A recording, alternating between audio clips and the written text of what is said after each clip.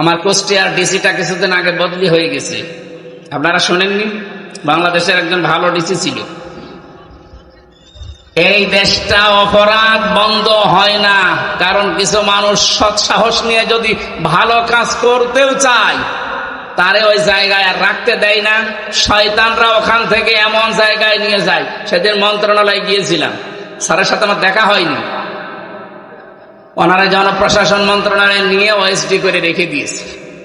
যতগুলো মানুষকে সারা বাংলাদেশে আমরা দেখতে পাচ্ছি যারা একটু সৎ সাহস নিয়ে ভালো কাজ করার জন্য দাঁড়িয়ে যায়, পেছন দিক থেকে তাদের মাজা কেটে ফেলে দেয়। এই দেশে ভালো মানুষ বা ভালো কাজ করার সাহস মানুষ পাবে কি করে আর নেবে কি করে?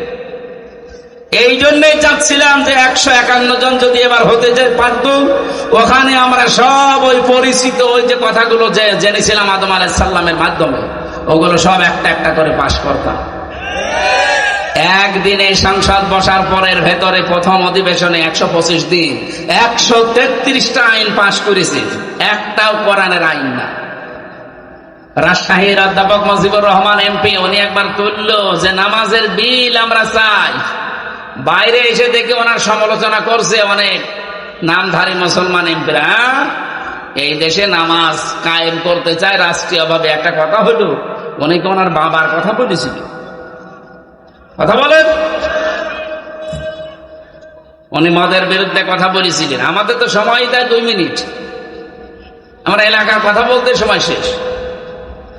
এই মাদকের বিরুদ্ধে সরকার 0 টলারেন্স ঘোষণা করেছে। আমিও একটু সময় পেয়ে 2 মিনিটের 1 মিনিট বললাম যে এই বাংলাদেশে যত জায়গায় মাদক আছে, বিশেষ করে কুষ্টিয়াতে নাম করা 2টা জায়গা, লালন শাহের মাজার আর সলেমান শাহর মাজার, এই 2 জায়গায় সারা দেশ পড়িয়ে আপনি যা গাঁজা পাবে তার যাতে বেশি গাঁজা পাওয়া যাবে এই 2 মাজারে। তো ওটা যেহেতু আমার এরিয়ার ভেতরে না, ওটা 2 এমপি যিনি তার এরিয়ার ভেতরে, ওই ভেড়া মারা। আর আমার পাশে এই যে লালন সাইজি, এখানে পুলিশ পাহারা দিয়ে গাঁজা খাওয়া। বলেন তো গাঁজা মাদকের ভেতরে পড়ে কিনা? আমি মাননীয় স্পিকারকে মন্ত্রীকে এই প্রশ্নই করেছিলাম যে গাঁজা যদি মুক্ত করতে চান তে লালনের মাজারটা কি এটা কি বাংলাদেশের এরিয়ার বাইরে? এটা যদি বাংলাদেশের এরিয়ার ভেতরে থাকে তাহলে এই জায়গাটা মুক্ত করা দরকার না? ধর্মের নাম নিয়ে, সংস্কৃতির নাম নিয়ে এমন এমন কাজ এই সমস্ত মাজারগুলোতে হয়, আপনি খোঁজ নিয়ে দেখেন। সেখানে আমি নাম নিতে পারলাম না, এমন নিকৃষ্ট কাজ সেখানে করা হচ্ছে। ইসলামের পর্দার তো কোনো বালাই নেই। অস্ত্রের ব্যবসা পর্যন্ত বিভিন্ন জায়গায় করে, এরকমও শোনা যায়, খোঁজ খবর নিয়ে দেখেন। সিলেটের শাহজালাল রহমতুল্লাহ আলাইহির মাজার নিয়ে সরকার একটা উদ্যোগ নিয়েছে, সাধুবাদ জানাচ্ছে। এটা সারা বাংলাদেশের মাজার নিয়েই নেওয়া দরকার। এটা আমি এক সংসদ সদস্যর কাছে শুনলাম যে ওই জায়গাতে নাকি যা টাকা পয়সা কালেকশন হয়, এটা মাদ্রাসা এতিমখানা আছে, ওখানে দেওয়া হবে। ওখানে কোনো 2 নাম্বারই আর এখন কেউ করতে পারবে। উদ্যোগটা ভালো। সারা বাংলাদেশে নলতার একটা আছে না, এরকম যত বাংলাদেশে মাজার আছে 48,000-এর উপরে। আমরা চাই সব জায়গা থেকে অনইসলামিক যত কাজ আছে সব বন্ধ হোক।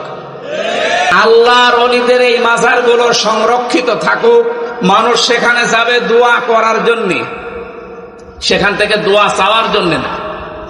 কারণ যে পড়ে আছে সে তো অসহায় হয়ে পড়ে আছে আপনার চাইতে, আপনি তার কাছে কি কারণে চাইবেন?